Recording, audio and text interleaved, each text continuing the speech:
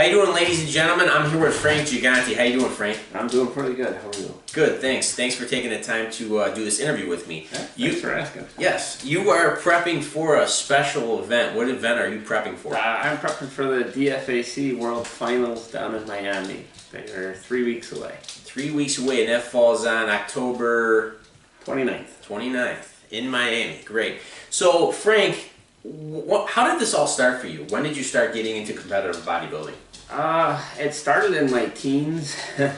My dad had encouraged me to start lifting weights, just to lift weights. I was a gymnast at the time in high school, and I had a coach who also was very heavily into pushing physical fitness and hitting the weight room in the off season. And between the two of them, you know, it was a slow process, but I eventually got into it, and it became a passion. I started at the time, you know, reading the magazines every month and buying the subscriptions, and it took off from there. So I started competing at 18, 19. And how old are you now? 43. Okay, so 20 years ago? Yeah. Well, something like that? I'm bad at math. But you had done the DFAC Worlds, was it 2 years ago? Yeah, 2 and 3 years ago. 2 and 3 years ago. And how was that experience? Oh, it was amazing. It Okay. was fantastic. I mean, of all the shows I've done, or you know, I always felt like the outsider. I was always, you know, I don't have the macho ego. I don't have the look at me mentality. You know, I'm actually very reserved. For the longest time in the gym, it was baggy sweats and a baggy sweatshirt. You know, and that was it. And I wear baggy clothes to work. Nobody knew I, was a bodybuilder. I don't talk about it. You know, so I always felt like an outsider. I'd show up at the shows, I'd sit in the back in the audience. When it was time to go warm up, I'd warm up, take my stuff off, get on stage. When it was over, go home.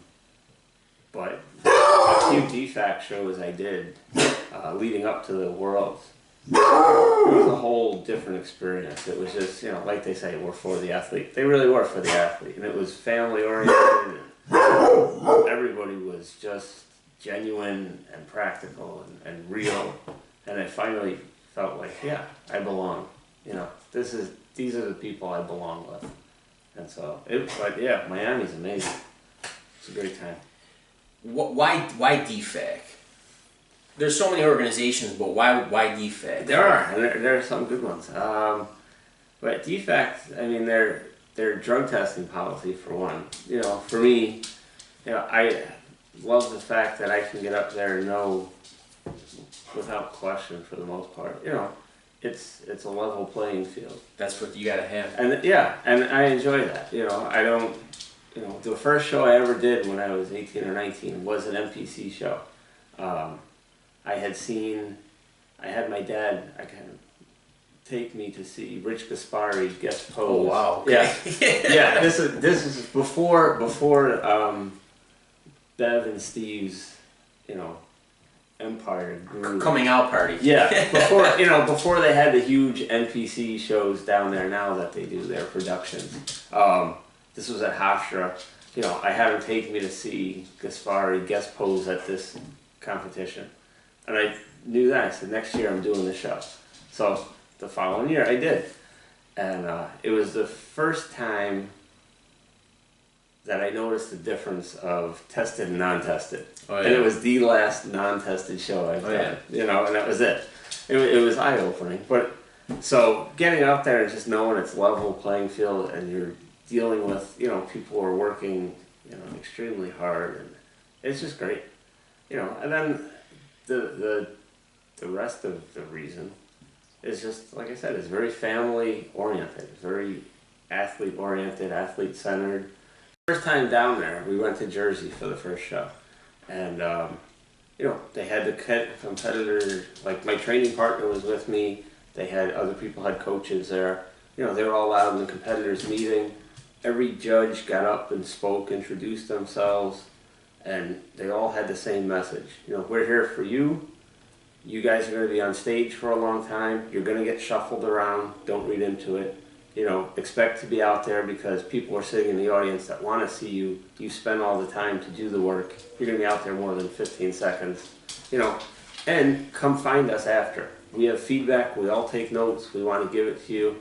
And they've held true to that every time I've competed with them. That's and awesome. across the board, there's 8, 9 judges on a panel. The feedback's consistent across, and that's huge. That's huge for you. And it's better than, well, the other guy just looked better. That doesn't help me. Could you want some constructive criticism? Yeah. First place, last place, I do the same thing. I go and seek out all the judges. Of course. And I take notes. I say, what went well? What can I improve upon? What did you see? And I'm taking notes. Of course, because you're coming back year because after year. I want to know. Exactly. What can I do? And so, like even in Miami, I'm messaging people the night of the show, or I'm chasing them down at the rooftop pool party. I feel bad, but I want to know, and I know they don't mind, giving that information out. So I'm like, what can I do? I'm writing, I think last time we were down there, I was writing notes on a napkin, but those are the notes I used of, okay, what's my next plan? Okay. So going into the show coming up, Frank, and knowing that you're not a big social media guy and you kind of you're very reserved and keep everything under wraps, do you feel like you're an underdog, or are you out for blood? What's your mindset? I always feel like an underdog. Okay. Yeah, I always feel like the underdog. But for me, it's just, I do what I do. I love going to the gym and training and doing what I do. And when I get out on stage, that's the time to show it off. Exactly. And I don't, all my goals have to be met before I put one foot on stage. Okay. Because once I hit the stage, it's out of my control. I don't know who else is showing up. I don't know, what anybody else looks like. I don't know what the judges are looking at. I don't know what they see. So all my goals can't be based on, how well I place or do I get a trophy or not. It has to be based on, what are my goals well ahead of time. And if I've hit them, the rest is icing on the cake. Great. So that's my plan. Good plan. So you're a personal trainer yourself, correct? Yeah, we run a coaching business. Okay. And where can you be reached at, Frank? Naturalprofitnesscoaching.com. Okay. But you'll take on just about anybody. Oh yeah, we take and in fact I enjoy, when we deal with just everyday people who say, I wanna look better in my jeans, or I wanna get to the gym more, or I wanna learn, to eat and not, beat myself up because I had an extra slice of cake and Awesome. I'm gonna go run 4 hours on a treadmill. That's the stuff I love, because while I take my own bodybuilding and fitness goals to the extreme of competing in things, most people don't and never will and don't want to. My training partner doesn't want to, and he has no desire to ever be a bodybuilder. But you guys just love he fitness. he trains like a beast, and that's why he's my partner. Awesome. But yeah, and so and he'll tell you, he'll go home from work, and if there's a box of Oreos, box of Thin Mints in the freezer, they're gone. Okay. But it's real. It's real Yes. life, and that's what, and even what I do, I don't buy any special foods that I can't pronounce that cost, $40 an ounce or anything. I buy regular food at the grocery store. I make my meals work. I've got 2 girls. I gotta have, they're not eating, couscous and asparagus every night. They're having. I'm making them pizza. That's what we do. It's real, and that's the goal of our whole coaching business is, how to keep things real but still hit your goals. Great. Well, if you're looking to get in shape in the Rochester area, I'm going to have all of Frank's information down below. There's also another show coming up in 2017, Frank, the DFAC Buffalo Showdown, March 25th. I hope you're there at Sweet Home Middle School. Yes, I will be there. Sounds good. Don't miss it. Don't miss it. Don't miss it. Frank, thanks for letting me interview. Good luck at Worlds, and thanks for watching, guys. Thank you very much.